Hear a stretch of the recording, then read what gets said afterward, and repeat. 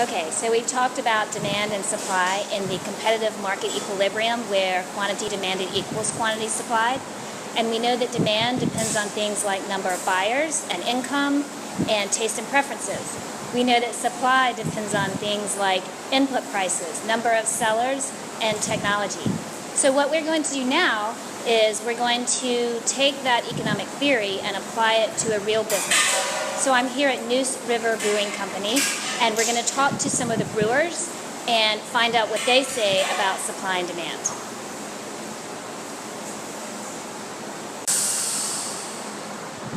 Okay, so we're here with David Powell. He's one of the owners and brewers at Neuse River Brewing Company, and they've been in business for about a year. And I have asked him to answer a couple questions for us. All right, so David, do you feel like the price of beer is set for you, or how much control do you think you have over that? In my experience, I feel there is a market that already has a set value according to each individual type of beer. But the more ingredients and the longer it sits in, say, a cask, or the more real estate it's going to take up inside of your keg cooler is going to play a role into how much you're going to actually charge. And then also, if the beer is a limited release, that's usually a very good way to usually drive the price up of a beer, because the less amount of beer that you have of a particular product, the more that you can have value for that beer. Right.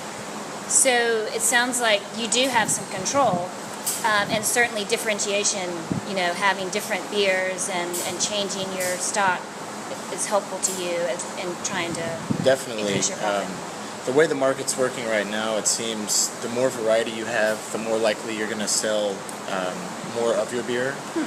There are staples that we have that I feel will always sell more than any other beer, just because of the ease of drinking, or the season that you're selling it. So that also plays a large role. I drink a lot of the River Keeper's Wit. That is definitely our most popular beer that we have here. All right, so have you noticed a change in the price of the ingredients since you've been in business, or have they kept pretty constant? There has been a little bit of a rise, and that's also dependent on which hop or grain that you're looking for. Obviously the demand is going to be correlated with the supply. If there's a lot more grain, then that's going to go down. But since there are a lot more craft breweries opening up that are in need of the same ingredients, then obviously the prices have been rising. Yeah. So besides the price of the ingredients, what helps you set your price? In other words, if you know that you want a $5 beer, what else kind of goes into how much beer you want to sell at that price? You mentioned real estate, and I know, and that's obviously.